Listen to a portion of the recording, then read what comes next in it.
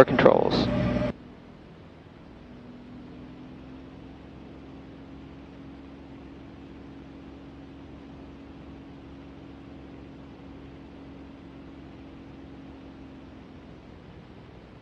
Sky Ventures 222, descend and maintain 3,000 feet, turn left, heading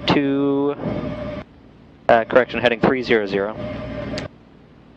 Descent 3,000, and what was that heading again? Heading 300. 300.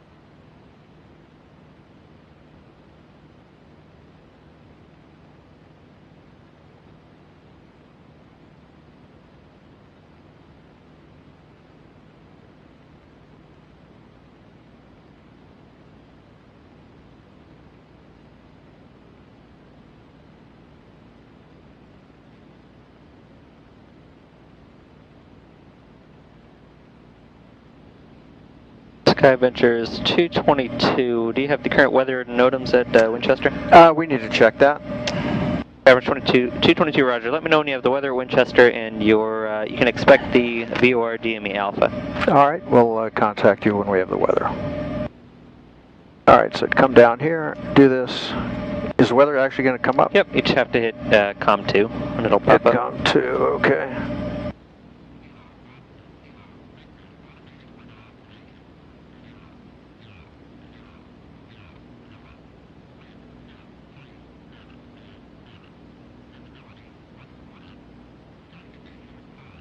Maybe you can hear that, I can't hear it. All right, here, if you want, I can read it to you.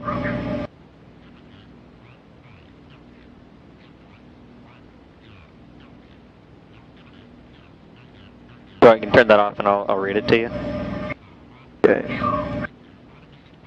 Hit COM2 again. There you go. All right, Sky Ventures 222, current weather at Winchester. Winds are out of 230 at 7. Currently overcast at 800 feet and altimeter is 29091.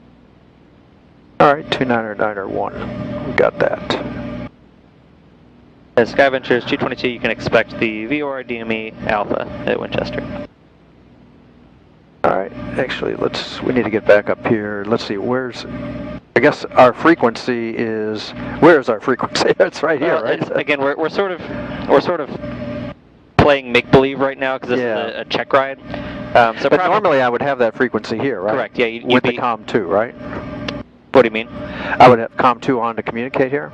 I typically communicate on COM1, but it's up to you how you want to set it up. Okay, so I would have the 122.6 up here. I'd have it up here. You mean 26.1, which is your Potomac? Right. Yeah. Okay. Correct. However, for the check ride, you'll probably just be on, either Leesburg or Winchester or Martinsburg the entire time. All right. So while we did all that, I'm off course. Which is my inclination is kind of turn on the autopilot while I'm doing stuff like that. Yep, that's fine. Do it. Okay. Unless they say don't, you're free to use it.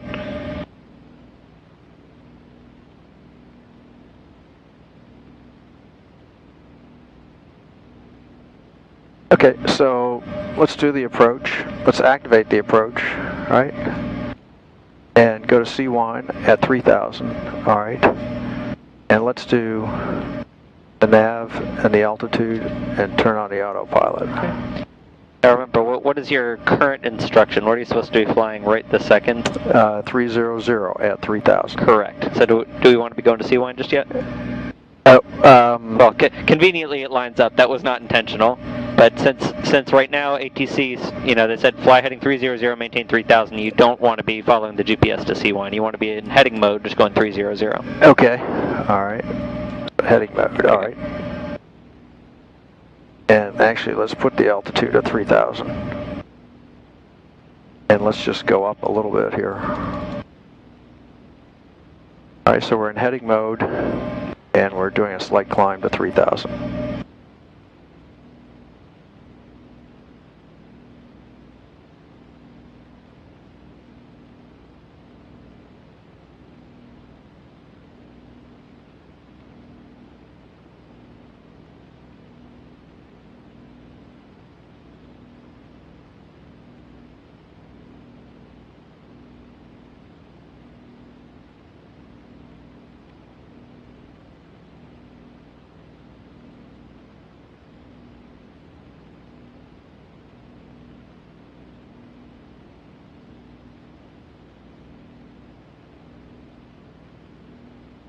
Skyventures 222, let me know when you're ready for the approach.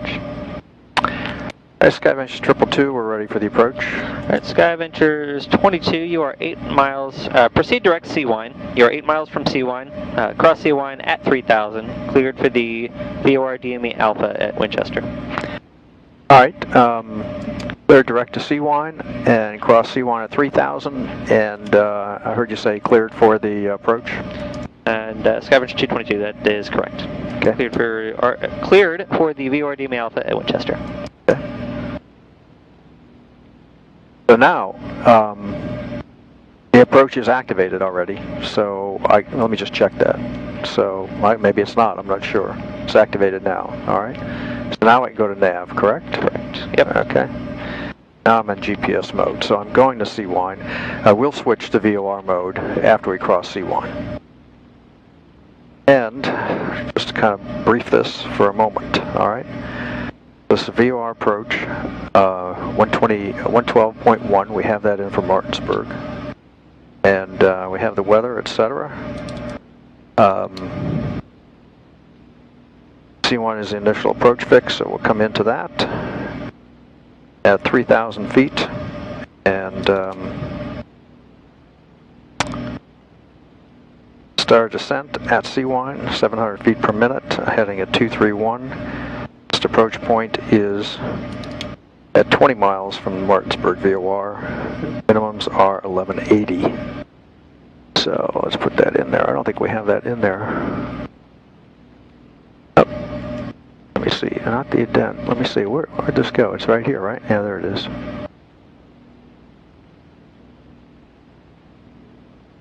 It's at 1180. At 1180? Yes. Okay. Back to the flight plan. Okay.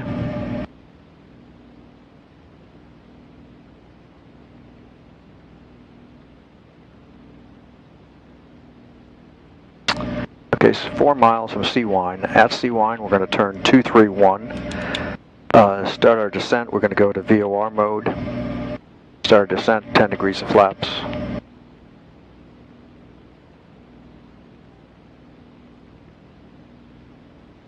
Actually, if I went to VOR mode now, I would see that radial. I'd be flying into it, right? Correct. But I could go now, right? Up to you. So if I do that, it will probably go to roll mode. I'll let it go a little closer. Here's a question for you. Do we need to do the procedure turn? Or the holding pattern in lieu of procedure turn?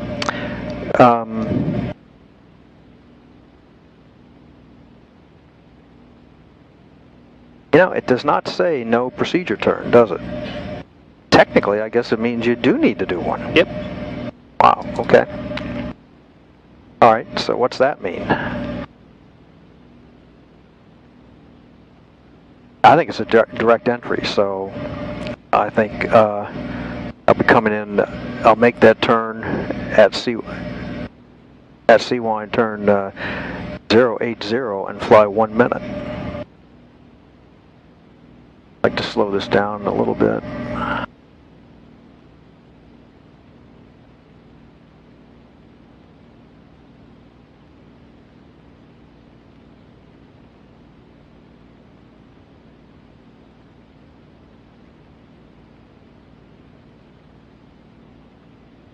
Okay, 1.5 miles. I'm going to turn the heading bug to 080.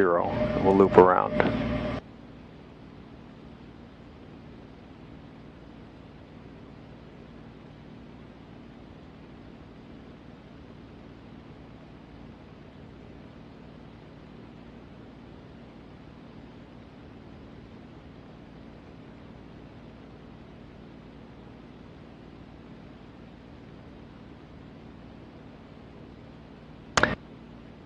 All right, I'm going to start that turn a little early because I don't want to go into the unprotected area. So I'm going to start that about a half a mile here. And right about now, so let's turn left to 080. Oh, I'm not in heading mode, am I? You're not in heading mode, but if you look, it's actually, right now it's smart turning, so if you want to leave it nav, it will actually go where it's supposed to. Huh. Okay, well, I've already taken it out of that, so... Oh, that's fine. Let's turn it to 080.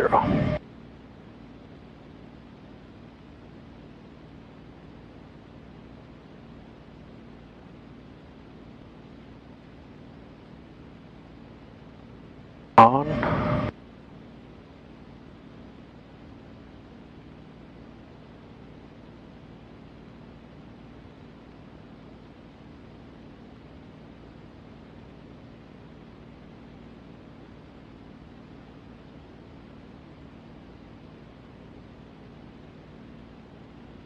The wings are level, but technically we haven't actually come across the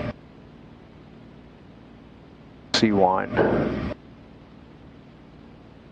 That's pretty close. Let's start the timer here.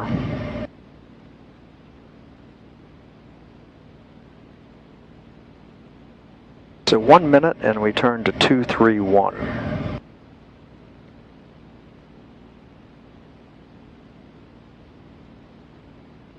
And we still have to switch to VOR mode.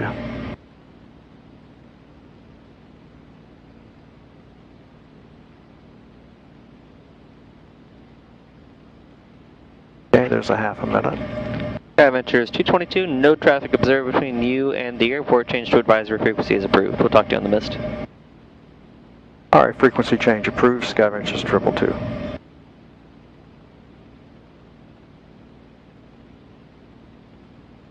You're right. 50. I'm going to turn this to 231. Right about now.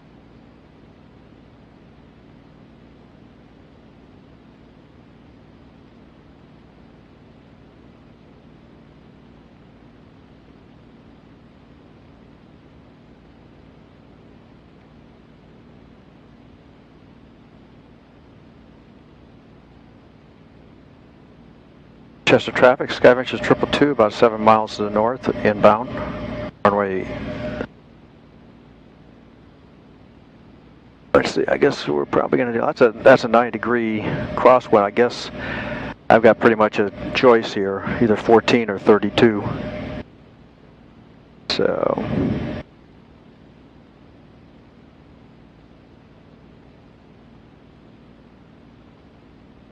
All right. So this, we want to, let's switch this CDI and let's get on that course over here. I'm still in heading mode. Let's intercept that.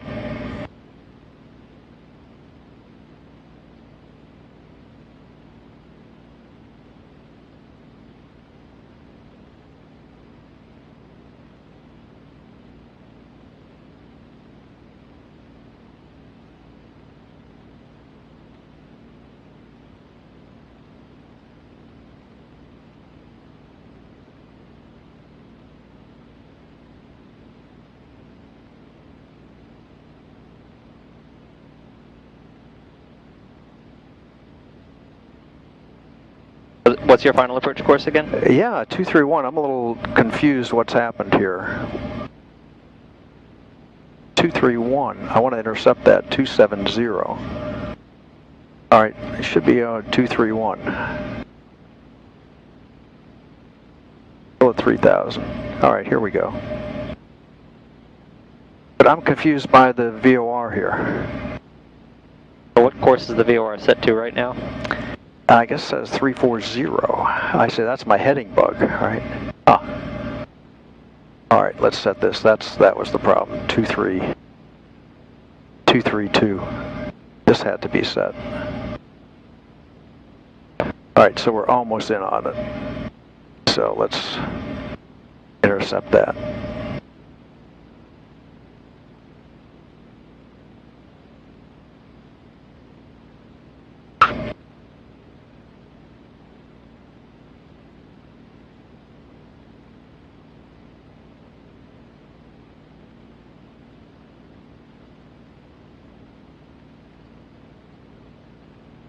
So where's my distance to Seawine? Why don't I see that? Okay, we're almost there.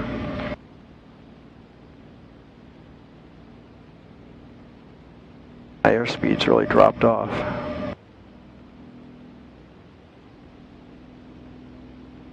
Alright, there's Seawine. So I'm going to do the 10 degrees and we're going to start the... I'm going to turn all this stuff off. I'm just totally confused what that system's doing. Let's get ourselves down here. 700 feet a minute. And just fly the VOR.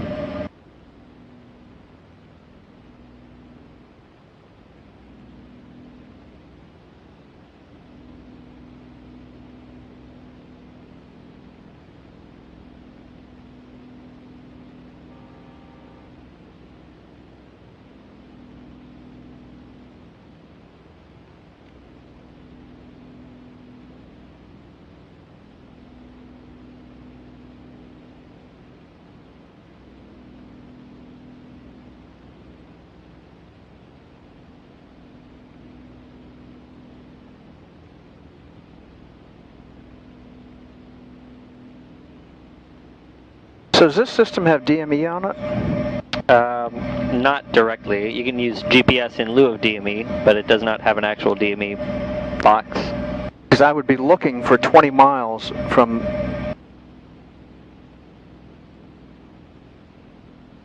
okay. I'll take this for you. That's one of the things I like to do, is always fly with those bearing pointers up so you do have that distance information. Alright, because I'm looking for 20 miles on that for my missed approach, right? Mm-hmm.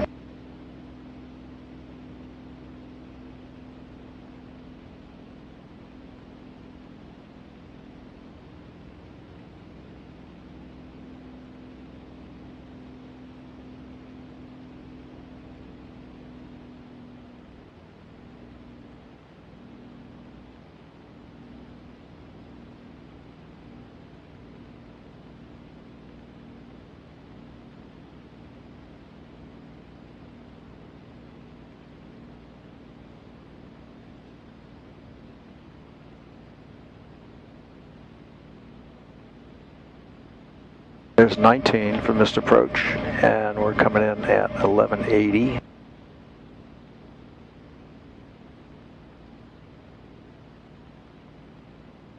Okay, so let's land runway 32.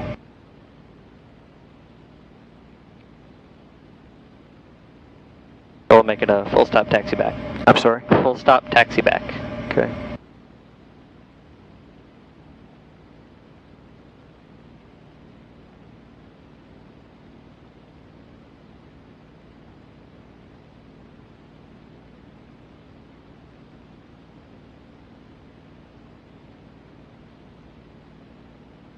I see the airport. I don't know, did you? I don't think I do.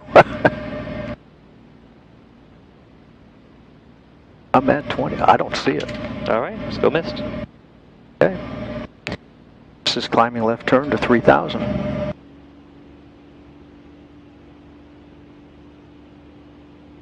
Martinsburg.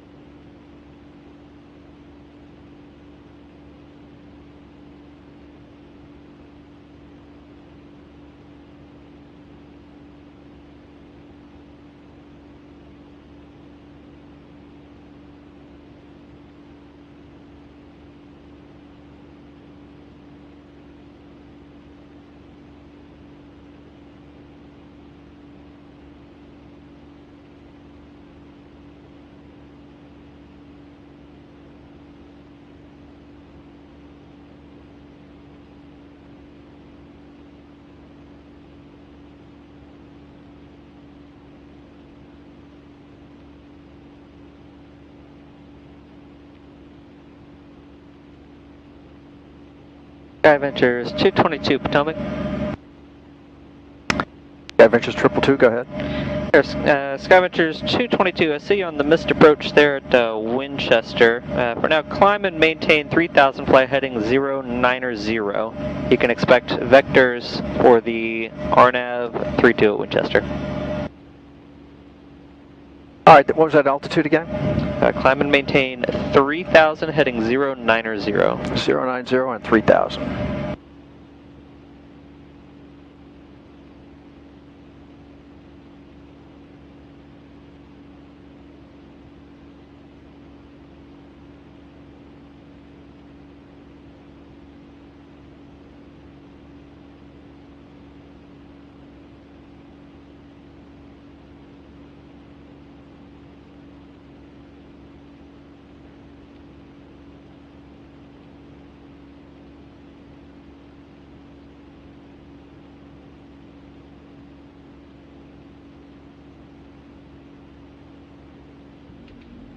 There's part of the problem.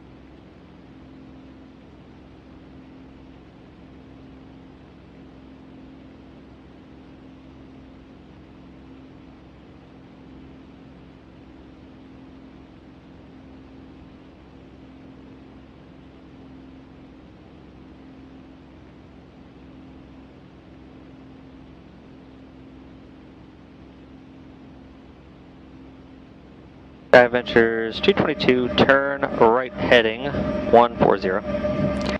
Right turn 140.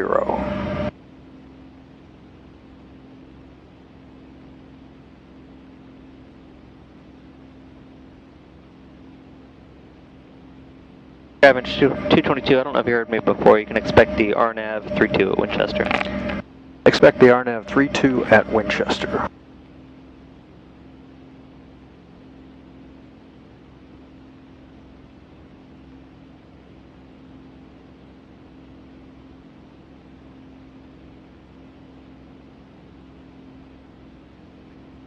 Okay, so how do I know where my approach point is for that, or do I have it? You don't know for certain. Take your best guess, and then you can either change it or do an activate leg as necessary.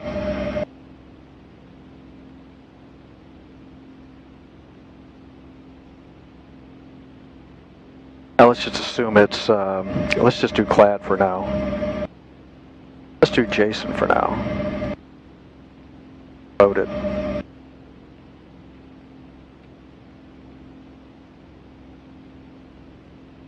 I'm not quite sure where we are here. On here I would have my position. Because I would have a... Zoom out, take a look. I'm sorry? Zoom out on the map, see where you are. Is this the zoom here? Yep, that's it.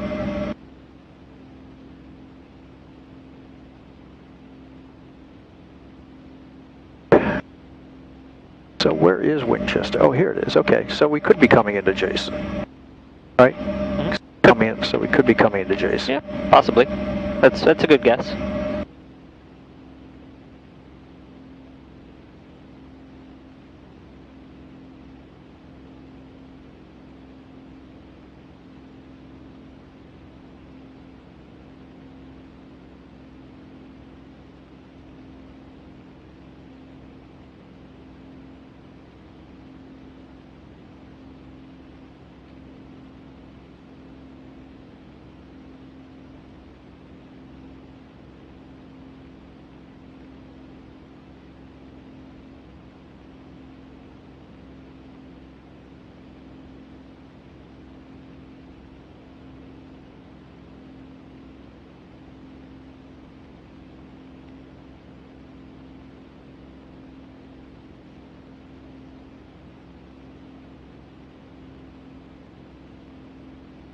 Sky Ventures 222, just let me know when you're ready to start the approach.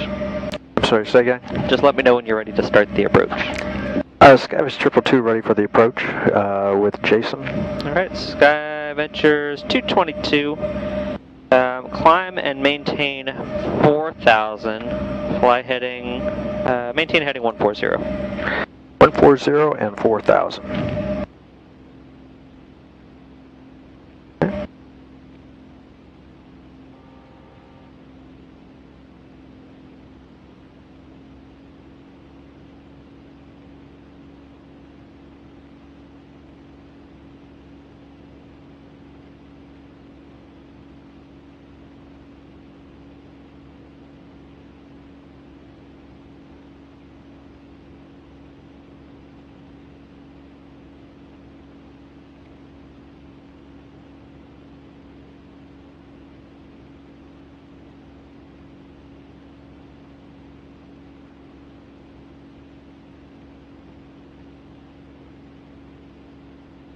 Sky Ventures 222, climbing through 3,500, turn right heading 170.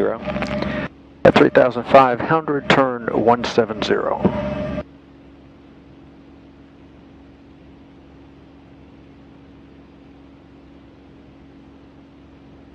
And these are vectors for the RNAV 32 at Winchester.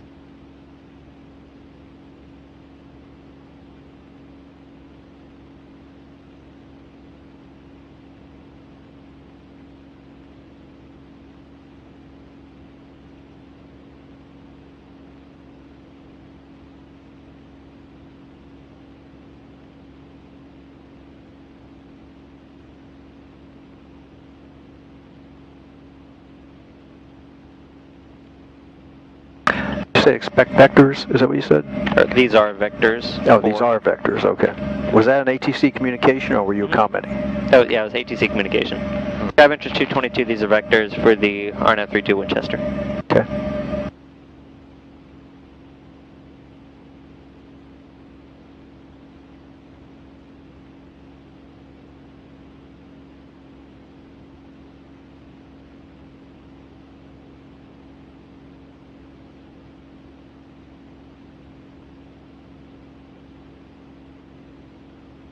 Coming in at 4,000.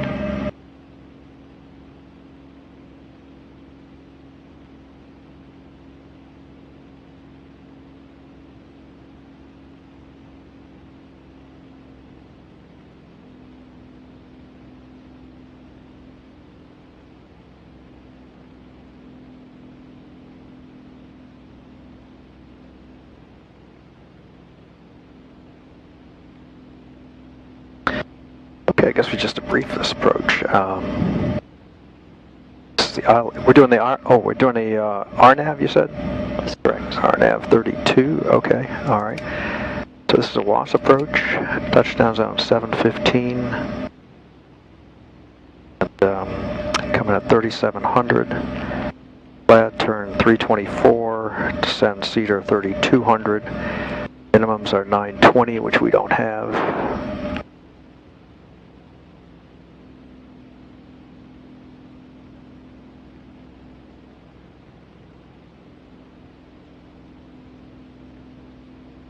$920. Okay.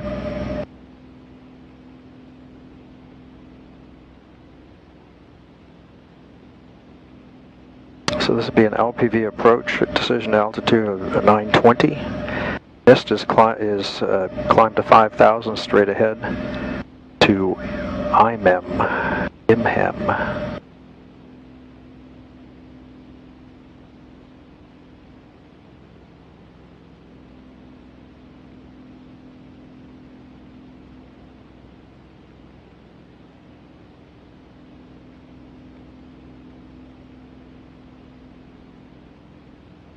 So take a minute, tell me what we're doing here. We're getting vectors. You'll get turned onto the final approach course here soon. Okay.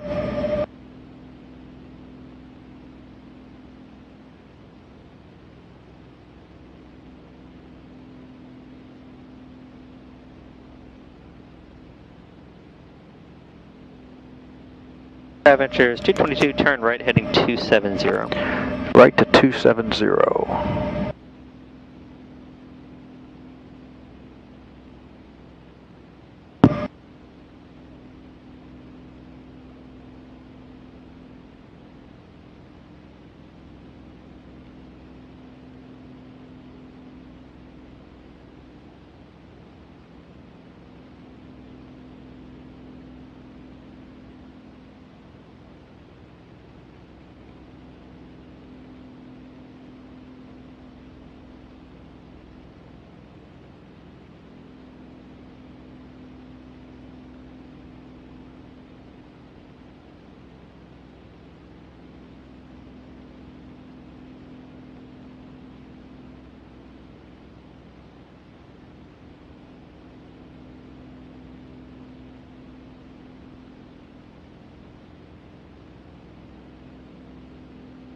So where is Winchester on here? Why is it hard for me to find that? It's zoomed out this far, it's not going to show it. It's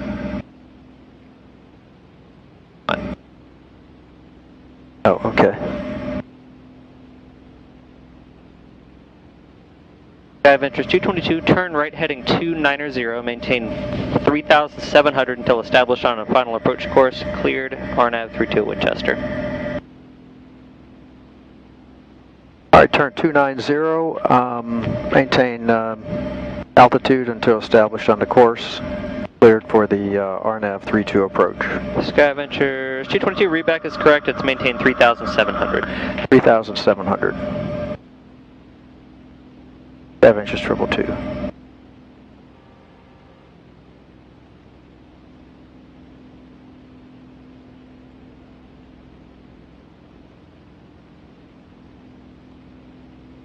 All right, so I'm a little confused. Can we pause this for a minute? Yep. So I'm a little confused at this point. I mean, 290 until I'm established on the course, but what is the course? I mean, oh, it's until established on the final approach course. right. So what is that? That's 3-2. Yep. So what does that mean? Yeah, these are vectors to final. Okay. So is he going to give me another turn? Nope. He said maintain for fly heading 290 until established on the final approach course, cleared for the approach. How do I know when I'm on the final approach course? Well, that's the question, isn't it? Yeah. We got to do something with the GPS so that we have some course to follow. Well, I mean, it looks to me like we probably want to come into clad. Okay, but real quick, before you go changing anything in there, if you were to if you hit the activate approach button right now, what would it do? It would take me to Jason. Correct, and that's not where we want to go. That's right? not where we want to go. Yeah, show me on the plate where we are right now, just like with your pen on the plate. I think we're someplace over here. Mm-hmm. Heading which way? 290. We're headed kind of like this. Exactly. So it looks like we're going to be sort of going like this and intercepting, right? Well, I think we're going to be turning into final Exactly. heading. Right. Exactly. So how do we get the GPS to do that? Well, that's what I was going to do. I would go direct to clad at this point. You could, but that's not quite going to go where you want, because that's ultimately you'll end up in the right spot, but that's not quite what the instruction was. The instruction was fly heading 290 until you're on the course. So how can we extend that approach course out into infinity? Can't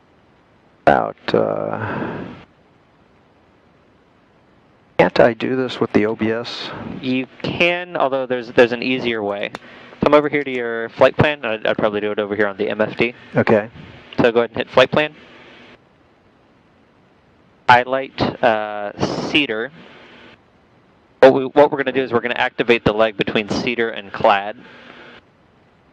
Okay. Menu. Activate leg. So just hit enter. Oops. Menu again. Enter. And do we want to do that? Yes. So now you'll see what it's done is it's activated the next leg of the approach here. And we have a course that we can intercept there. So that's activated the leg between Clad and Cedar? Correct. Okay. So what's the GPS going to do now? It will, you're going to, see the needle's almost in, so you're going to make a right turn to track that. After you cross clad, it'll just continue on with the approach. All right, so by doing that, we put in 324 here, all right, and so that would be the intercept, right? Correct. Okay, I don't think I've done this before, so... Alternatively, you could have gone, I'm not going to do it, but I'll show you where you could have gone. You could have gone procedure and activate vector to final, and it would have done the same thing. Well, let me just see this, because that might make a little more sense to me. Yep. So what does that do now? Same exact thing. The only problem here is it takes out clad and cedar, because it takes out all the fixes prior to the final approach fix, which is why I don't really like doing that, because I still want to know where clad and cedar are for my step downs. Okay, but if I did that, then I can see when I intercept that final approach course, and I can turn to 324, right? Right. Yep. All right, can we do that? We can, but how do you know when to do your step downs? You don't. That's the issue here. That's why I don't like doing it this way, because it deletes all the fixes prior to But if I'm out here, Mm-hmm. I'm going to come into clad. Mm-hmm. That's when I start the step downs. Right, but how do you know when you're at clad? I don't know. That's the problem. That's why I don't like doing this. It deleted cedar and clad. Ah, okay. Whereas if I go back and do it the other way, let me just do this real quick. Select approach, Winchester, RNAV. I'm going to load it back how you had it. Jason, load. Right. All right, so this is where we were before. Okay. Then I went and highlighted cedar, menu, activate leg. It asks, do you want to activate the leg from clad to cedar? Yes. And now it does the same thing. We get the same course there. Right. But we still show clad and cedar here, so we know when to do our step downs. Right. Make sense? Maybe. Even if you don't follow the buttonology, do you see why I prefer doing it this way as opposed to the other way? Well, what I don't understand is why it deleted clad. I mean, suppose we did it my way, where I put in direct to clad. Mm-hmm. That would take me, wouldn't that basically do the same thing? Yes, and I would say that is more correct than doing the vectors to final. Okay.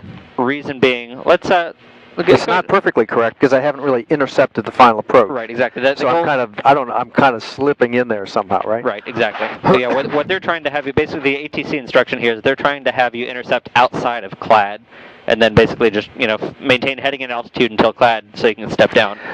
So just refresh how we did here. What did we do? We went to procedure? Yep. And what did we do? Sorry, not procedure, flight plan. Flight plan. Yep. Flight plan. And because we have the approach loaded, Correct. We see all these waypoints, right? Correct. Yes. And then you went up to cedar. Is that correct? You activated cedar? I highlighted cedar, then I hit menu and activate leg. Activate leg. Okay. All right. Let me think about this. Yep. All right. Okay. So what are we doing now? Now we are basically intercepting that final approach course, right? Yep. So we want to turn to that heading, right? Correct. Okay. All right. Now, really quick, just short recap. So this is the way that I would have done it here. Right. Like I said, the alternative ways go activate vector to final, but real quick. So we see clad, cedar, Kogan. Right. If you do vector to final,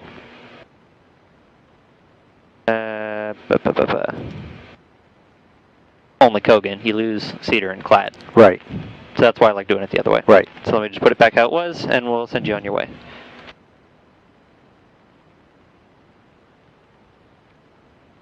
Loaded it from here, load,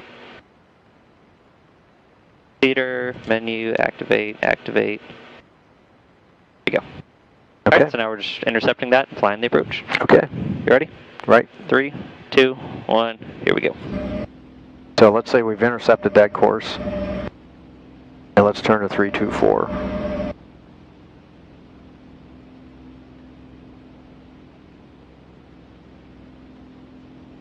And what was our instruction? Cleared for the approach. Cleared for the approach.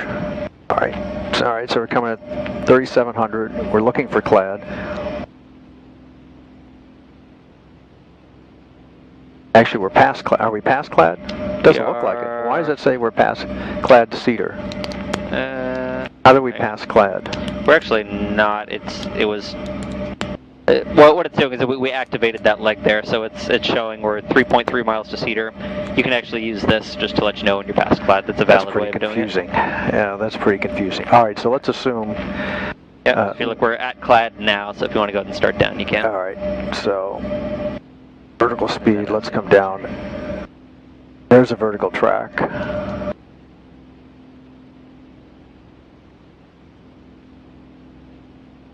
I want 3,200. Vertical speed down. 500.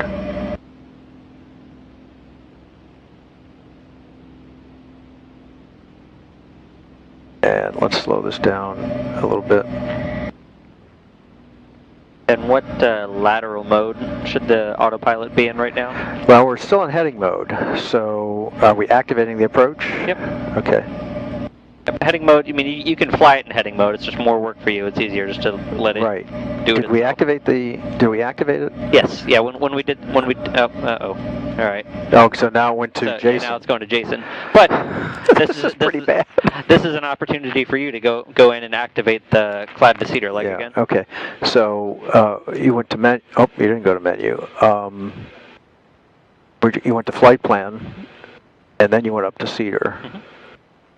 All right, and then you entered. Nope, menu. Menu, and then you activated leg and activated. Okay. And now you're right back where you were. Now we're right back where we were. Okay.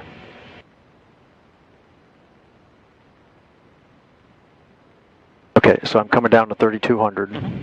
All right, let's go. Yep. Yeah, we're 1 mile to Cedar, coming down to 32. 1 mile to Cedar. All right, 3, 2, 1. Here we go. All right, and let's do. I want to get 10 degrees of flaps in.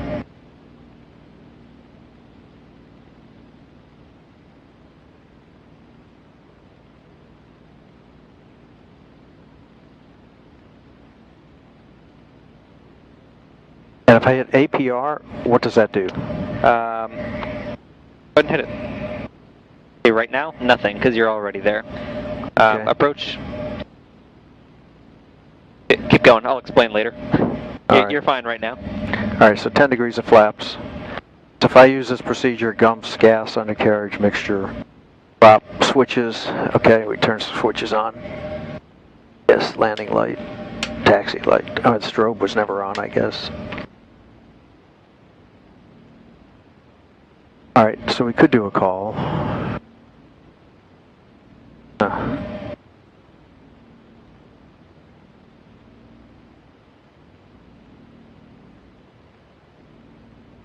At Winchester traffic, Skywest 222 about 7 miles southeast inbound.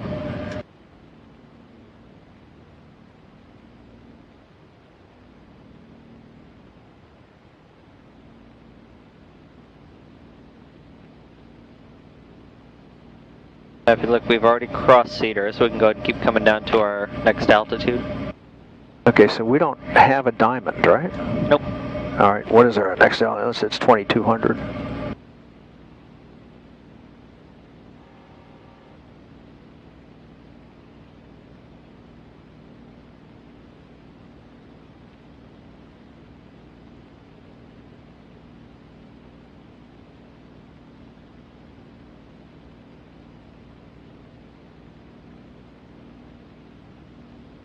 All right, so the GPS is activated, the AP is on. And we're coming down to 2,200, but why don't we see the diamond? This looks like we're not getting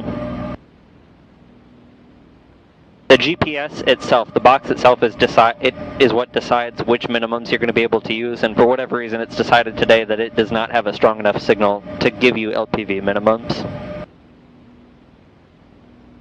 Meaning LNAV, or what we're going to have to do.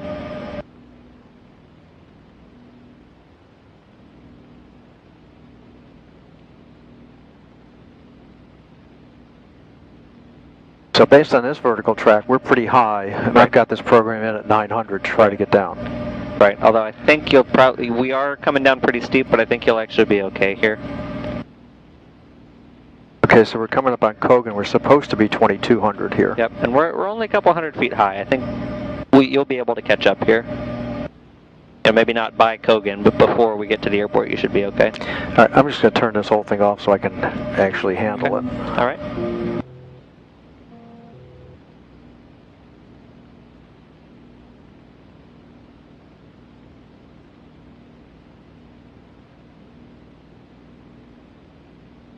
So now the vertical track is above us.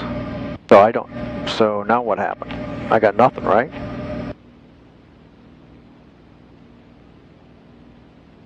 So I have no vertical. Nope. All right, so what am I doing now?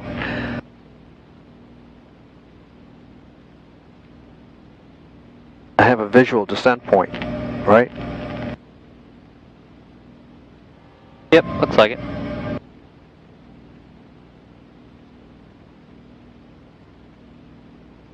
So how low can we go here? Well, you know, I guess now I would probably say I'm in a circling mode. 1120 is what I would do.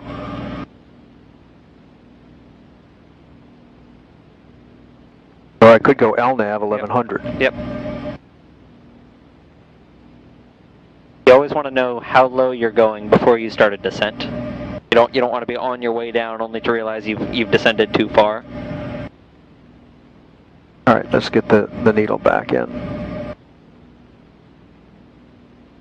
And we're going to 1100 here.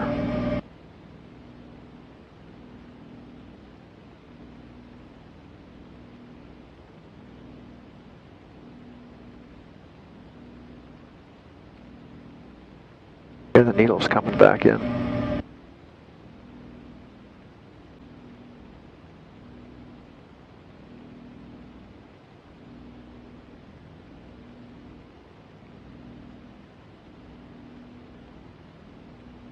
So I'm going to hit 1100 and level off.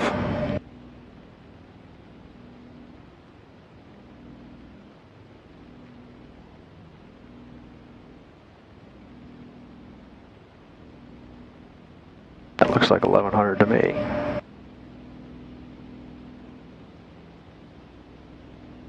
Alright, so All right. land. If you feel comfortable doing so, if not, then we can go missed. Well, I would come around and do runway 14. Okay, yeah, we can do a circling approach. That's fine. We have to do one of those anyway.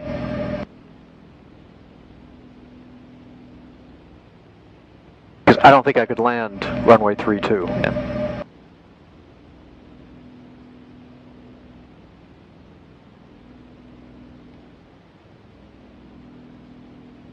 Still want 1100.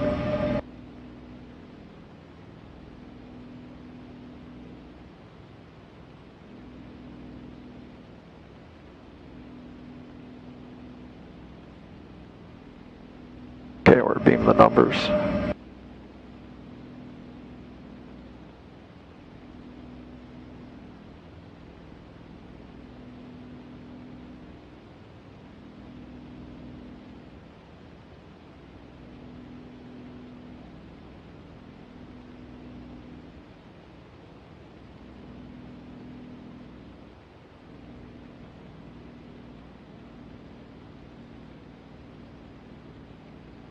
We might have missed it. If that's the case, it's really hard to circle in here. Go ahead and level the wings real quick. Level the wings? Yeah, I think we missed the airport. Yeah, that's all right. Okay. Sky Ventures 222, climb and maintain 3000. Turn left heading 150. 3000 left 150.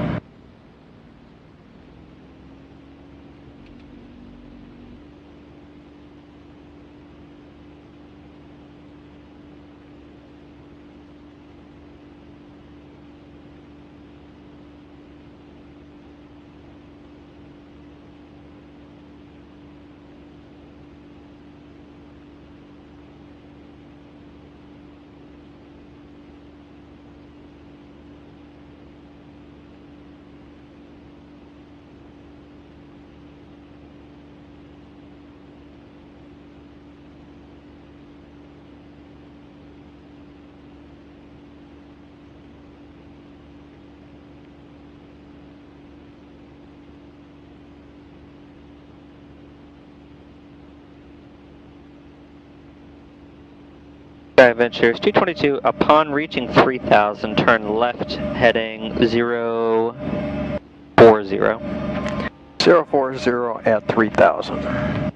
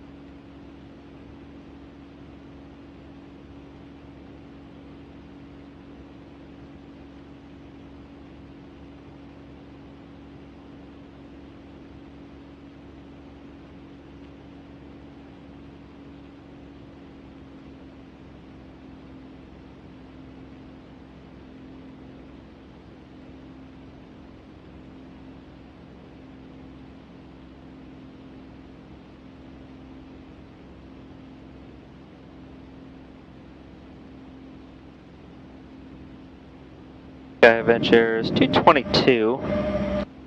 You can expect the ILS 17 at Leesburg, Martinsburg transition. I'd expect the ILS at Leesburg, Sky Ventures 222.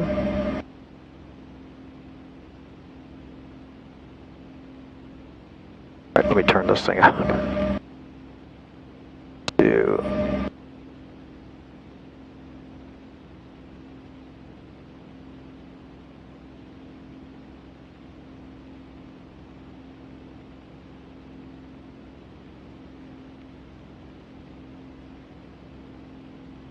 Alright, let's get that in here.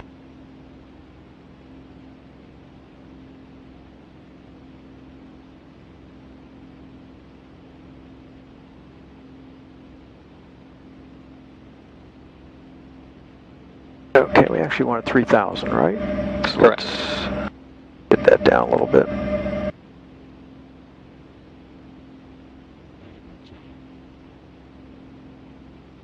Idea what that is, but anyway.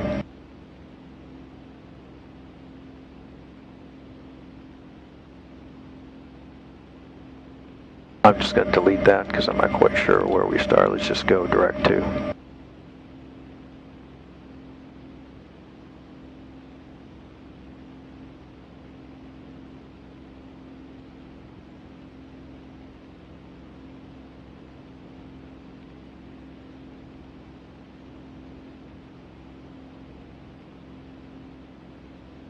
Okay. Select approach. And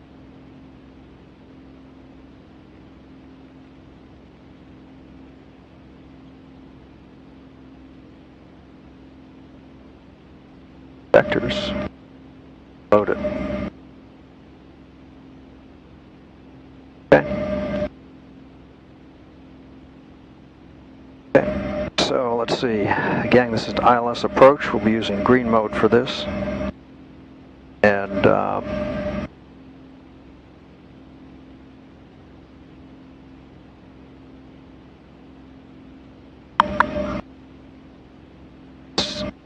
our weather frequency in 5225.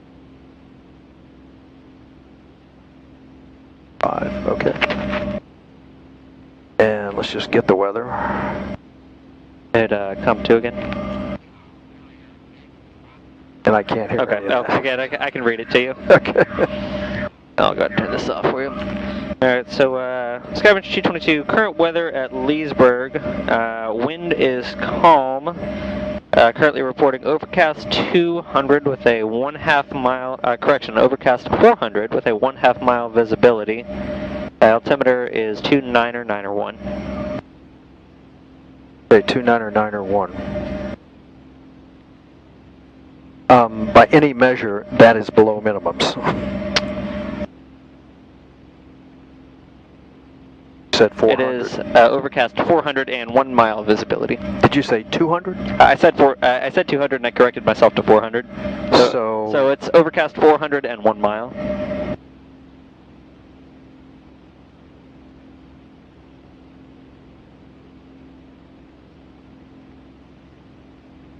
These minimums are 633, right? But is that 633 AGL or MSL? That's MSL. And what are the clouds given in? 400 AGL. Correct. Okay, all right. And what are those minimums AGL? 250 on here? Exactly. Right. Good. Okay, thank you.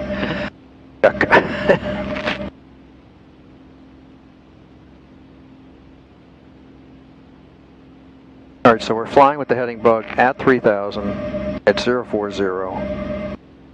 Got the approach briefed. And we're just waiting.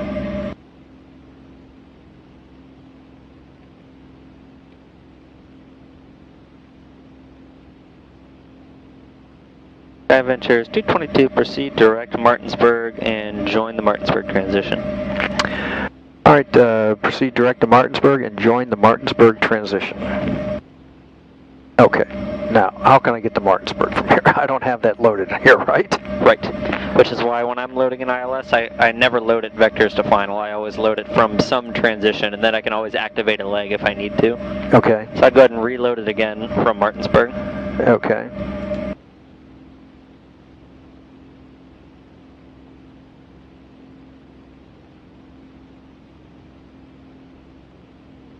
And Okay. go ahead and activate it since you want to go there anyway. Okay. Go ahead and head direct Martinsburg. That's loaded and activated, right? Shouldn't it be taking me to Martinsburg? It's loaded, but it's not activated right now. I thought we activated that. No, you didn't. Because we're not cleared for it? Here, I'll pause real quick. The instruction was proceed direct to Martinsburg and join the transition. Oh, so we're not cleared for it. Not cleared for it, but he wants you to at least start along that route. Okay, all right. Make sense? Okay, good. So what I would do is just go, whoops. Where is Martinsburg? I would go here direct to that. Perfect. All right, 3, 2, 1, here we go. Okay.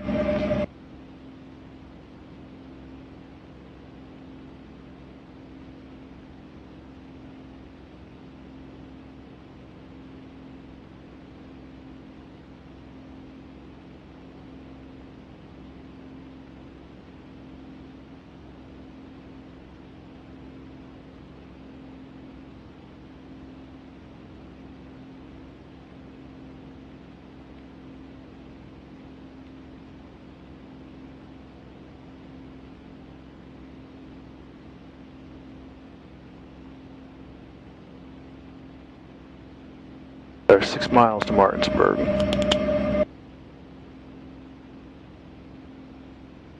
This is the leg we're on. And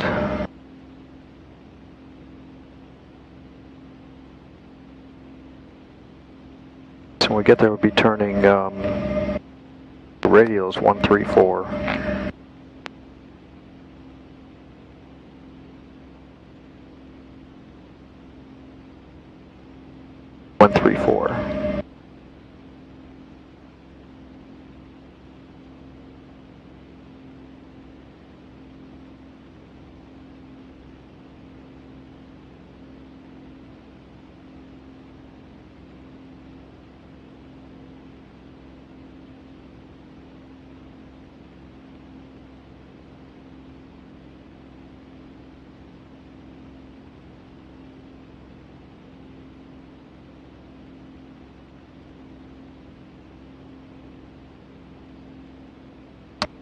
when I get there, I'm going to turn 134. So 3.5 miles of Martinsburg. Sky Ventures 222, you are 3.5 miles from Martinsburg, cross Martinsburg at or above 3,000 feet, cleared for the ILS 17 at Leesburg. All right, cleared to Martinsburg, at 3,000, cleared for the approach, ILS approach. Runway 17, Leesburg. So now, I could activate the approach. You're actually already activated right now. How did I get activated? Did I do that? Because you went, when you go to any fix that is part of the approach section here, that automatically activates it. So if you go direct to Martinsburg, that activates the approach. If you activate a leg, that activates the approach. Wow. Okay. Yeah, if there's any kind of pink arrow going to any fix within the approach section, right, the approach is activated. It's activated. Okay. So you can just let it keep going. All right, but I'm still in heading mode. Right, so you might want to change that. All right, so let's go to nav. I guess, so is this APR approach mode then? Yeah, might as well. Okay. Yeah, just so you're aware. Ooh, it doesn't like that because this is going to end up. Go to nav. There you go. Nav mode and approach mode do the exact same thing. The only difference is approach mode is a lot more precise. So it basically, if it sees the needle wander at all, it will start chasing to correct, which is what you want on an approach. But if you're cruising along an airway and you're 39.5 miles from the VOR and that needle's starting to do this, you don't want it chasing every little bump the needle makes. So you put it in nav mode, so it's not quite as sensitive. So it still follows it, but it's not going to chase it everywhere it goes. Okay. What just happened right there when you hit approach is this approach. Ultimately, you're going to end up on a localizer, tracking a localizer. So what it tried to do was go into localizer mode, but there is no localizer for it to track at the moment. Because I saw the LOC. Exactly. So I would leave it in nav mode until it turns on to the localizer, then hit approach. Okay. Make sense? Okay. All right. Good. Here we go.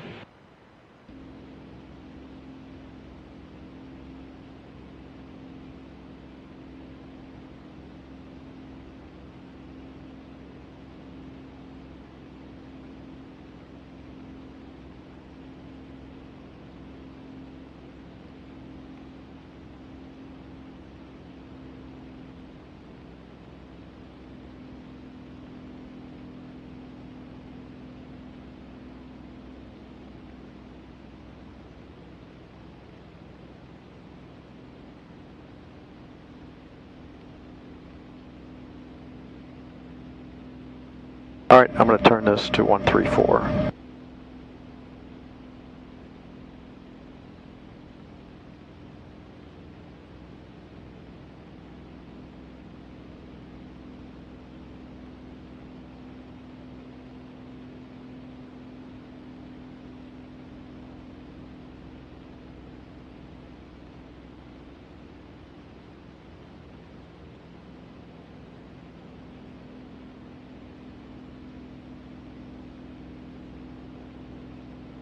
.37.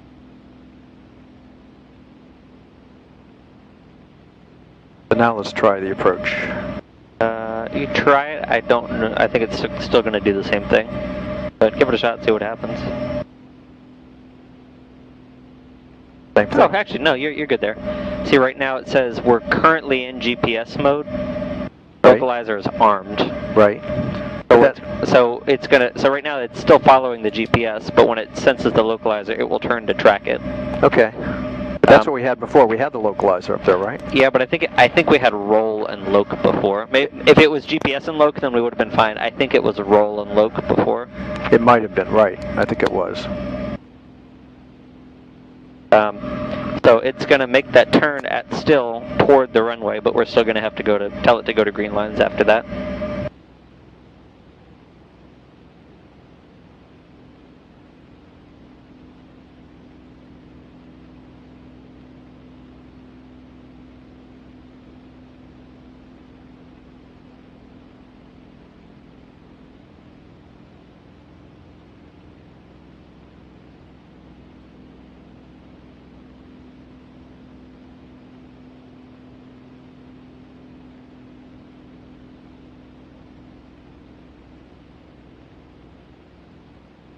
So this is inbound to Still, which is 9 miles, at which point we're turning to runway heading 17.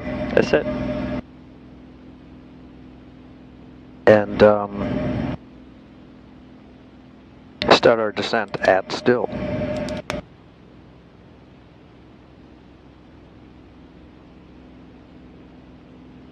The glide slope is armed.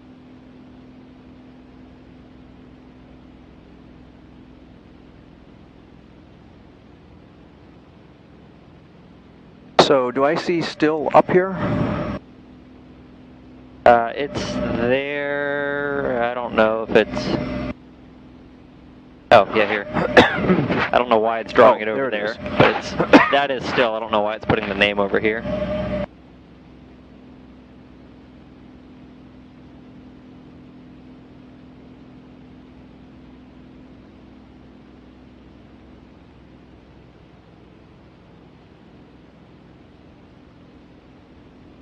So I'm in autopilot. The localizer and the GS are armed. So it should pick that up and turn to the runway heading, right? Well, yeah, what'll happen is as we get close to Still, it'll smart turn, Right. join the final approach course. However, you're still going to have to tell it to go to green needles. Right. But when I do that, doesn't it revert to roll mode or something like Yeah, that? so you may have to or reactivate approach mode. Okay. We'll see.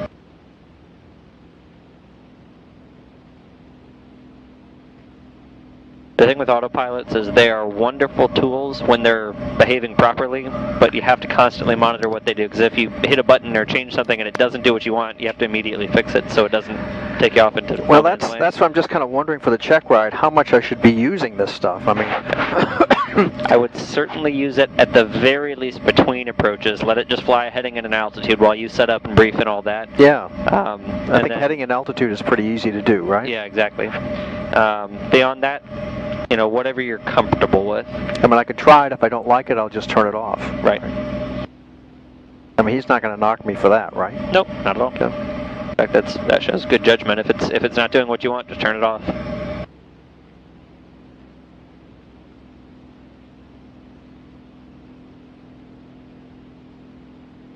Okay, so 4.3 miles. That's 2 minutes. Still.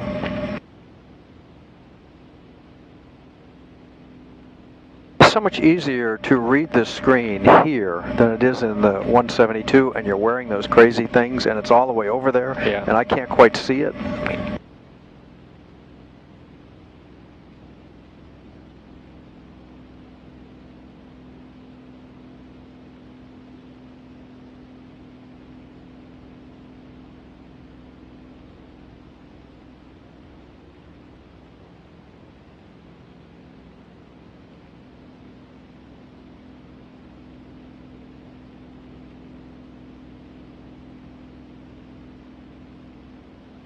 Our minimums here are going to be 640, so let's put that in.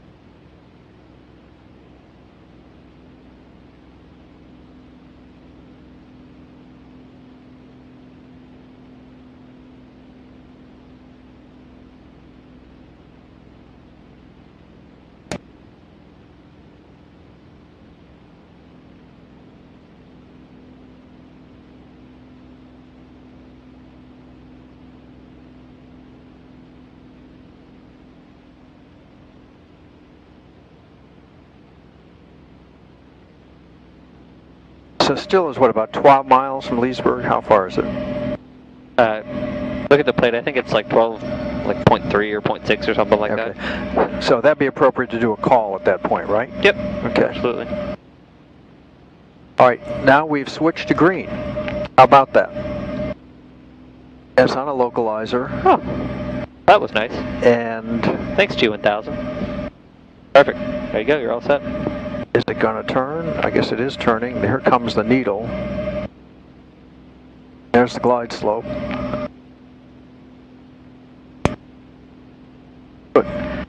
Leesburg traffic, Skyventures 222, about 12 miles to the north, the inbound.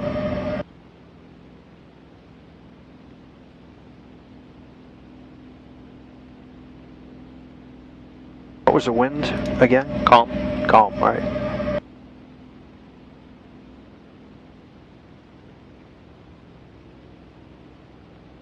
All right, so it is turning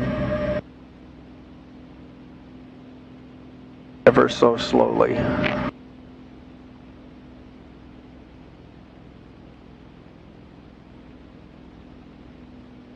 So normally I would slow this down to about 90 knots here. All our switches are on.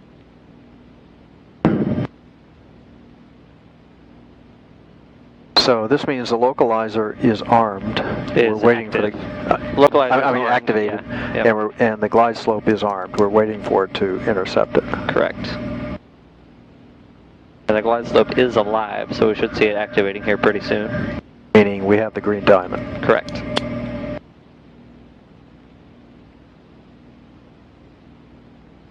That was a really sloppy intercept. Like it's correcting itself, but that was really not a very good intercept. It seems pretty slow, doesn't it? I mean, yeah.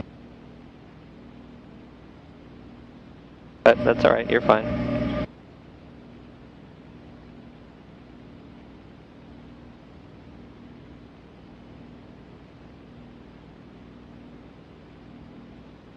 This says we're coming up on JYO. And here comes the glide slope.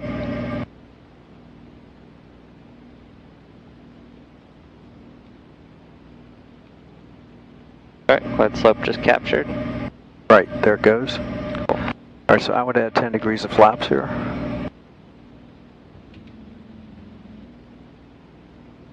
Bring this back, probably 1700 RPM.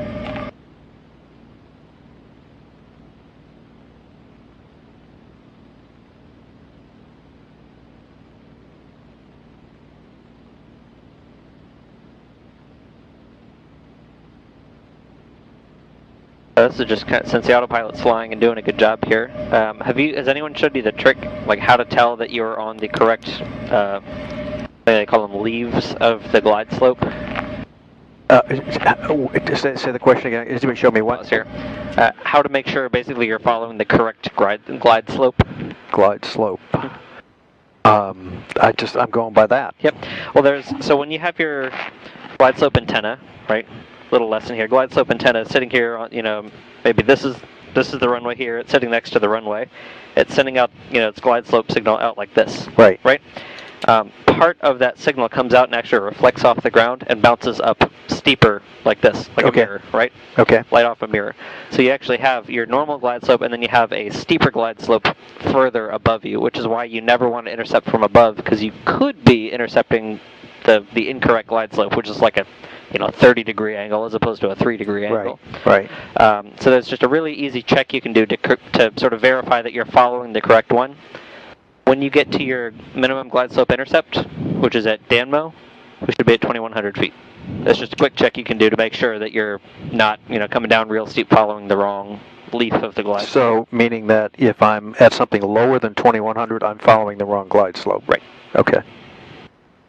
Yep, it's just sort of a quick check you can do just to, sort of verify that everything is going as well as you think it is. Right.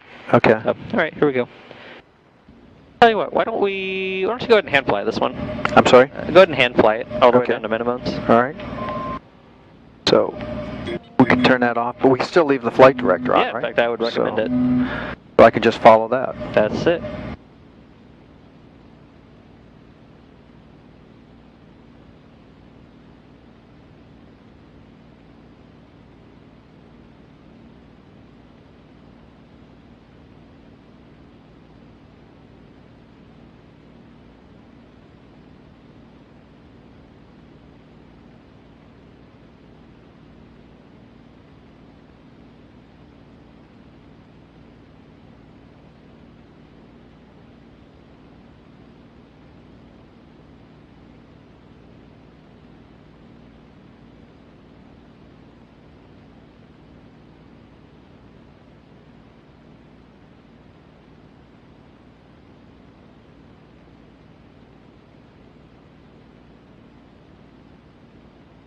Okay, so we passed Danmo.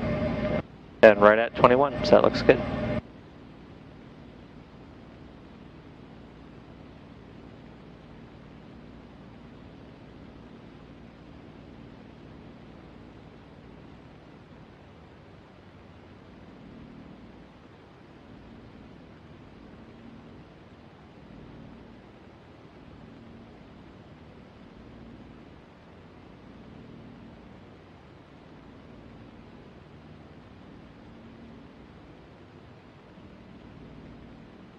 flight director is nice, isn't it?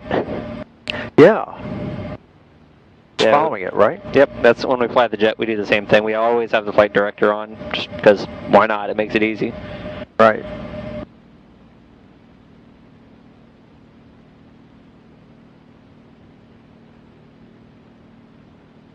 All right, Leesburg traffic scavenge 222 about 5 miles to north, inbound runway 17.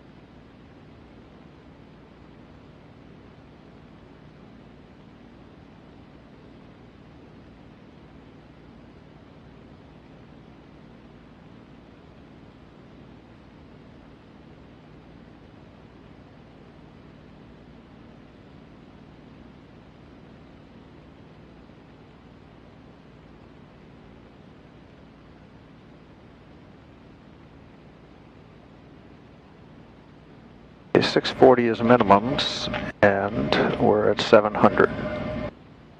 If I don't see that, there it is. Okay, let's slow it down. I'll just go ahead and throw the rest of the flaps all the way in. All right.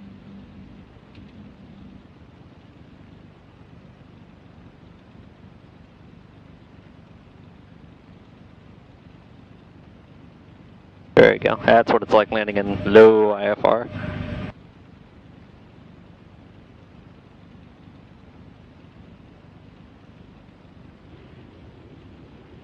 Okay, well, at least I didn't crash it, right? Landing in the sim is hard. I can't really give you a hard time for that. Okay.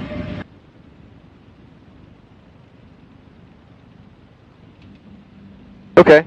Good. That's more or less what the check ride's going to be like. The only two things that there's one thing that you certainly will do on the check ride that we did not do today, which is a partial panel approach. Right. And then you might do a DME arc as well. Right. But other than that, that's about what you're going to do and probably about the length of time you're going to spend.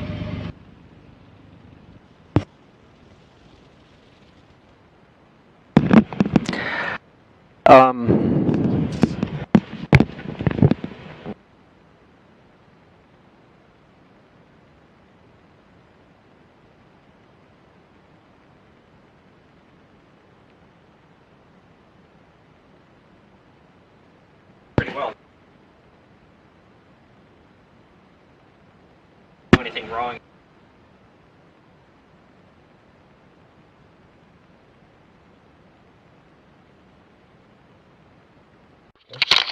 So when I'm setting up an approach, I normally go through the approach plate twice. The first time I'm going to go through the approach plate is when ATC says, expect the VOR DME Alpha at Winchester. Okay. Okay. Okay, at that point I'm first going to just verify that I have the correct approach plate set up or pulled up. Because I actually had the wrong one up at one Right, point. and you caught that, which I was caught good. it, right. Which is good. That's why we always start with that. So make sure you have the correct one. I'm going to come up here, verify that I have the correct nav frequency loaded in, 112.1. So we go up here. Okay, but I didn't actually load that frequency.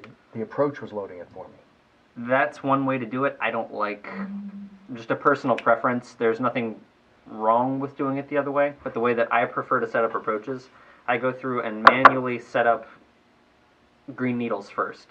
then I will go in and set the GPS up. Okay. Just personal preference. In the jet that we fly, that's how we do it, because in the jet it will not automatically load the frequencies. So we have to manually go through and set it, and then we back it up with the GPS. Okay. This is a little more capable than what we have in the jet. It's 25 years newer. Yep. So have the correct approach, make sure I have the correct frequency set here, Okay. and go in and set the approach course. So at this point I've gone up on my, typically the nav 1, set 112.1 and go green needles, set 231. Into the course or the heading? Into the course. Into the course. Okay. Course, correct. Okay. And if you had done that, then we wouldn't have had the issue that we had today of ending up perpendicular to where we wanted to be. Okay. Okay. All right. So 112.1, set the course. You know, sort of go through, make sure I've already got my weather. I'm already talking. You've been really good about doing that. Okay.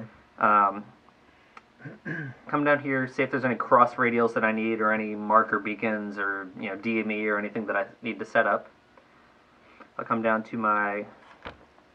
I mean, that was another issue. I just didn't think that I needed to do a procedure turn, but I guess I need to do one, right? Unless they say don't, or if the 2 times you don't need to do one are. If it says no procedure turn? If it says no procedure turn, or, if they give you vectors in, exactly. He said proceed direct to C1 cleared for the approach. So what does that mean? That means you have to do the procedure turn, because it's not a segment that says no procedure turn, and he didn't say vectors to final. He didn't say vectors to final. Exactly. And if you're ever not sure, just ask. You're not going to hurt anyone's feelings if you say, hey, do you want me to do the procedure turn or no? Okay. I've done that many times. Okay. So once we verify that we have all of our, frequencies and courses and DMEs and markers and everything else set up, I'll come down to here. Normally I'll set my altitude bug as appropriate if it's not already set. Typically it already is. Come down and set my minimums. Right. And so this was another issue, is I couldn't find the DME settings. Why didn't I have DME settings set up? When we initially started the airplane up, and you went through, up, over, down, when you go to the PFD button, you also want to turn on your bearing pointers, and that will give you your DME. That's what I did when I said, I hit a couple of buttons and I said, look, there it is, and it said like 17.1 miles. Right. I just went in and turned on the bearing pointer. Okay. So I would normally leave those on. Okay. So that's what I do to go through, and then after I've done all of this, then I set the GPS up. Okay. Which would mean what? It means go in, set the procedure, go to VOR-A, and what? And load it typically, unless they've already said something like proceed direct to C1, at which point you can just go direct to C1, which, as we discussed, automatically activates it. Yeah. Okay. You're saying direct to any point on the... Within that approach segment. What it will do is take you to whichever point you have selected, and then it will continue to sequence from that point. Will activate the approach, okay. Correct. Okay. Okay.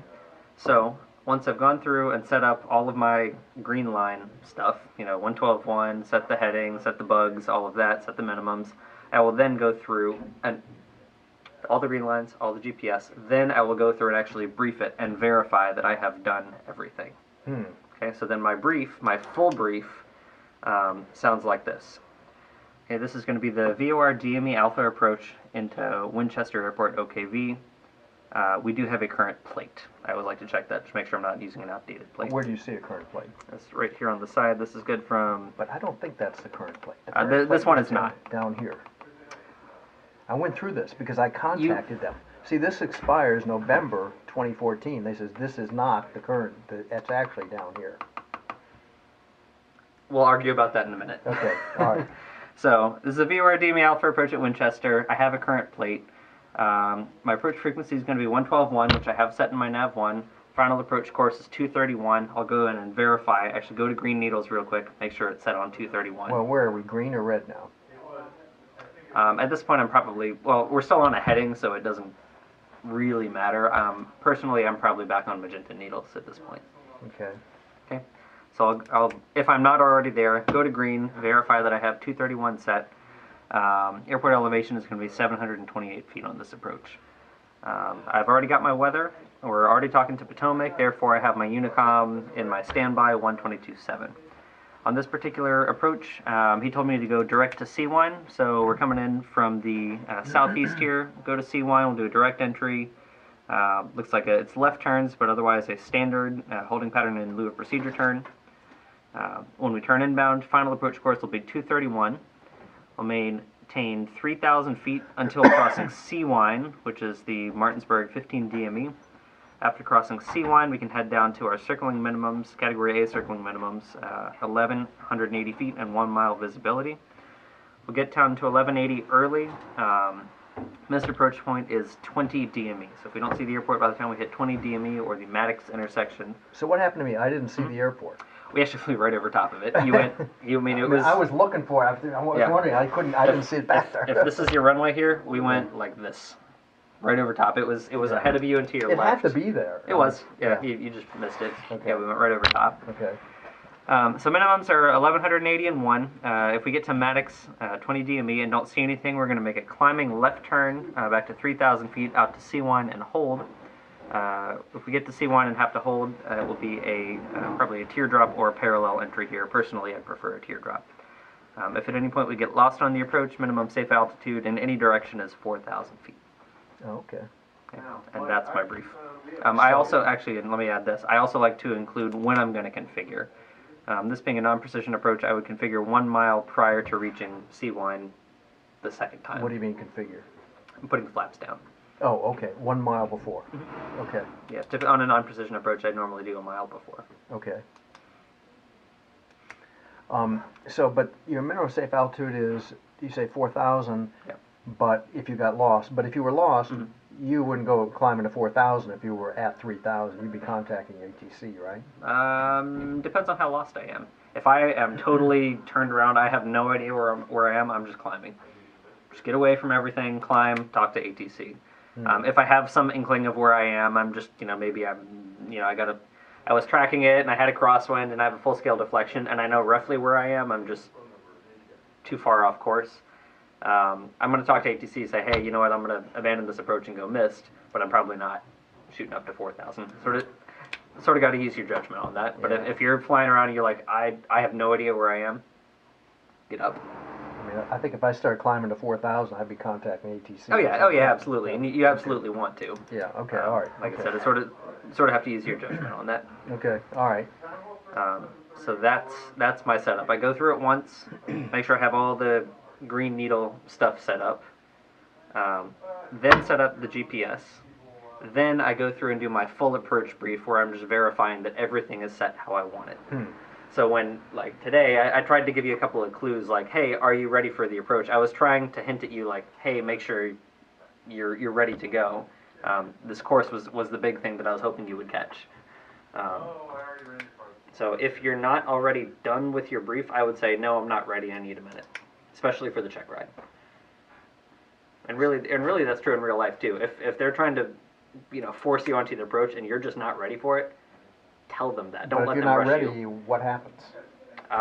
They will probably give you what are called delay vectors. They'll just head you off in some direction away from everybody and say, let me know when you're ready to go. Okay.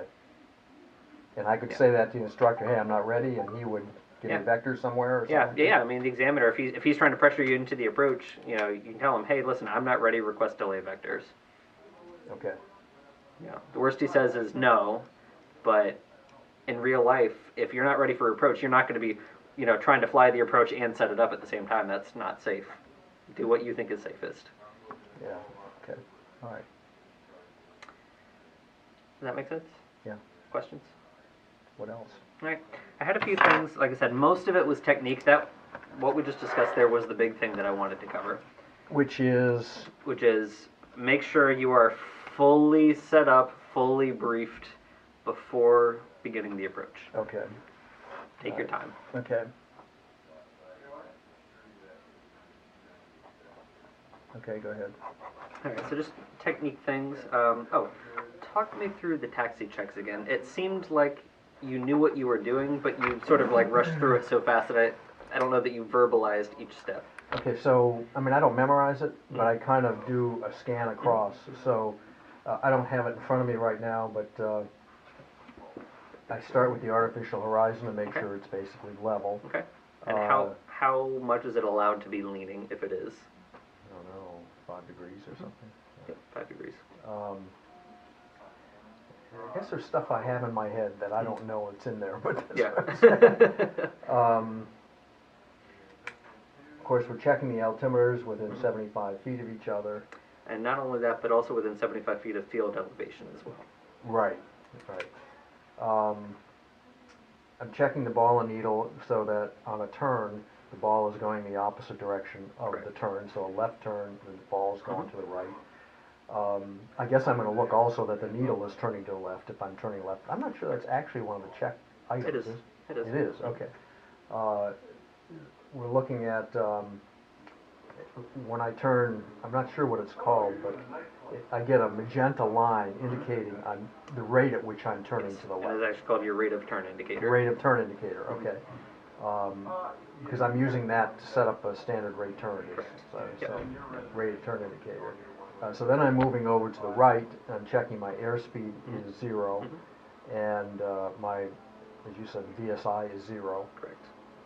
I think that's it. Yep. And then one more. If you're taxiing on a known heading, like parallel to the runway, then check I'm that. actually, Yep. yeah. And then check that against the compass as well. Against the compass, okay.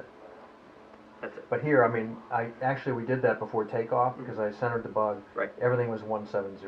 Yeah, right? exactly, and that's my next point on here. Thank you for the segue. I really like that you lined up. You synced the bug. That was great. Even better than that is I like to check that I have 3 17s. 17 on the runway, 17 on the heading, 17 on the compass. So I just go 17, 17, 17. On the It's the compass. same thing you. It's the same thing you did. Just check all 3, and if they all look good. But it's just add Yeah. the compass, right? Mhm. Okay. Yep. Yeah. Look at the compass. Look at the heading indicator. Look at the runway. Okay. And again, that's something that I've sort of learned flying the bigger airplanes is we always line up, at Manassas, 16 left, 16, 16, 16, here we go. Okay. Okay.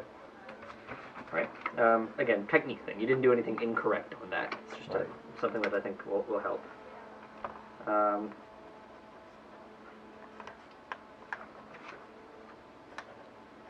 Okay. Let's see. This is more of a simulator thing than an airplane thing because I've flown with you. I know you don't do this in the airplane, but in the sim, we took off and I watched your eyes. You immediately came down inside to the PFD and the airplane started sort of wandering a little bit right after takeoff. I did the exact same thing when we flew the big simulators for the jet.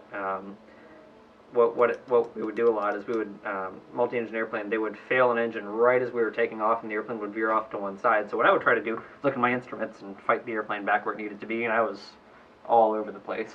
My instructor was like, "Man, just look out the window." And I tried that the next time, looked out the window, and it was perfect. So until you're in the clouds, keep your eyes outside. All the flying I've been doing since May is with Is those crazy inside. goggles on, and so Yeah. it's like my whole head is inside right Right. now. I think I'm Right. probably going to take the plane by myself one of these days. Just go fly VFR. Yeah, go fly for fun. Remember why you became a pilot in the first place. Well, it's not. It is not because it is not fun anymore. That's Yeah. what's happening. Instrument flying, especially single pilot IFR is hard. Like it's very difficult. It's not fun per se. Yeah. But yeah, I would strongly recommend that. Go fly somewhere and get a burger. You're right. Let's see. Unusual attitudes. The first 2 were a little sloppy. The second 2 were much better. The first one, we were, I think, in a climbing right turn, and you lowered the nose and leveled the wings, which was correct. You didn't do anything with the power. You just left it. So we got pretty slow, like 65 knots. Was not unsafe. That's why I said, hey, let's try it again. Where was the power? Almost idle. Not quite. Almost idle? I don't remember that. I pulled it back for you. So when I was fiddling with things, one of the things I did was pull the power back. I remember it. Because that's like the first thing I feel is where is the throttle? Because you can feel it right away. On an unusual attitude, it should either be all the way in or all the way out. Okay. Yeah, if your nose high, just automatic response should be everything forward basically. Right. If your nose low, it comes back, level the wings, nose comes up. Okay. So the nose high, like I said, the first time the recovery was okay, but we wanted full power. The nose low recovery was good. I think if I remember correctly, you both rolled and pulled at the same time, which works. It gets us to where we need to be, but it puts a lot of stress on the airplane doing that. Remember, you spoke it correctly. What you said was level the wings, or power to idle, level the wings, pitch up, which is what you're supposed to do.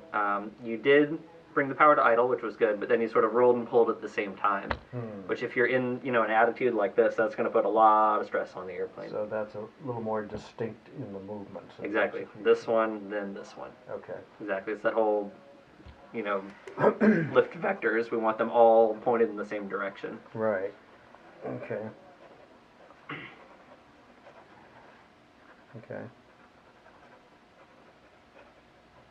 Okay. All right. We talked about the briefs. That was my big point here. Oh, on this one, on the first approach, no, second approach, the GPS into Winchester.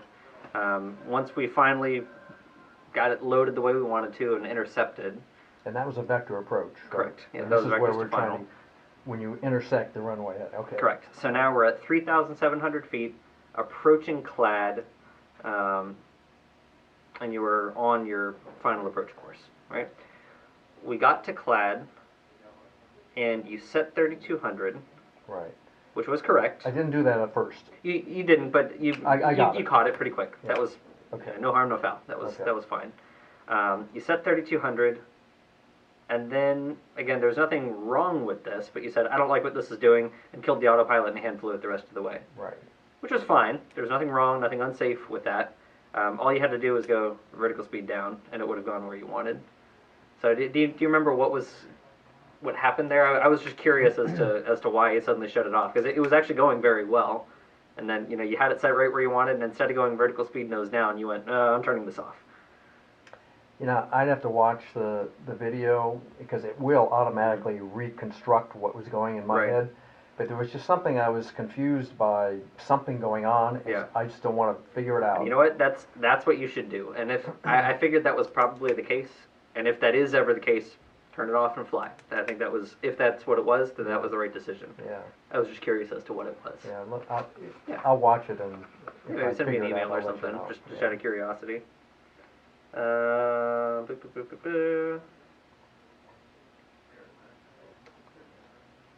Oh, this was just a note for you.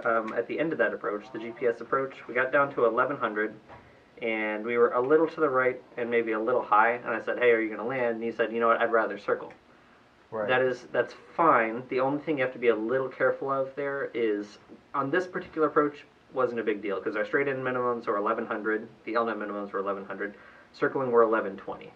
So they're so close that, yeah, making the decision to circle is fine. But if our straight-in minimums were 1100 and our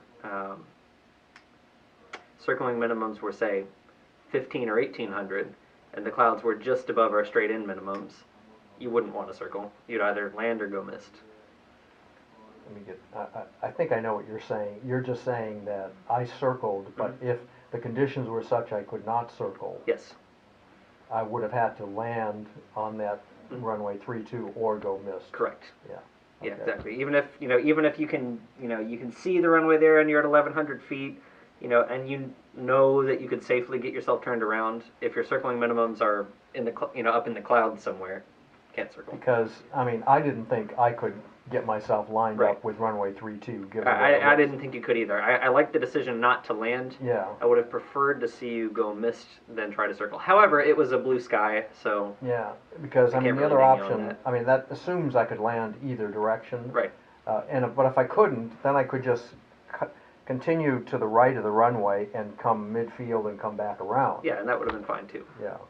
Yep. Okay. Again, just be cognizant of the But when I saw that run, I said, there's no way I'm getting down. "There's no way I'm getting down." Yeah. I'm not thinking about this. Yeah, and that's fine. Like I said, just be cautious. In this Yeah. case, it was a 20-foot difference. It's not a big deal. But if we were at 1100 and the clouds were at 1150 and the circling minimums were at 1400, can't circle. Right. Make sense? But why would I be? Well, I came in. That was because what was the approach? It was a It was a straight-in RNAV 3-2. RNAV, so the circling minimums would be higher. Right. Exactly. Right. So I would Yeah. go. So it's just something to be cognizant No, of. I'm with you. And then the last note was, And just, the point there is that if I'm not coming in on a circle to land approach, I can't do a circle to land approach. I mean, because those minimums are higher for that circle to land. I mean, I just can't convert it depends an on the weather. RNAV to a circle to land approach. You can't, I mean. Right. It depends on the weather and whether or not the airport is towered. Let's say it's overcast at 2,000. Your circling minimums are 1,500, 2,000 AGL. Circling minimums are 1,500. Straight-in minimums are 1,100. If you get down to, you break out of the clouds at 2,000 feet, and you decide that the winds are such that you want to land on the other runway, you can head down to anywhere between 1,500 and 2,000, circle and land the other way. That's fine. At a non-towered airport. At a towered airport, you could do that. You just have to get permission to do it. Okay. All right. Okay. Okay. What else we got? And then the last one, again, just a technique point, not a failure or unsafe or anything like that. When I load an ILS in the GPS, when I load an ILS approach in the GPS, I never load it with vectors. Reason being, they could do something like we did today, which was proceed direct to Martinsburg. So you always pick a point. Pick a point, exactly. And if they do give me vectors to final, I'll do an activate leg. Say again. If they, if I load it from Martinsburg, but they say, hey, fly heading 190 vectors for the ILS, then I'll just do an activate leg. You have the legs on what you've loaded, and you can just go direct to it. Is that what you're saying? Okay. Or not direct to, do the menu activate leg. Like we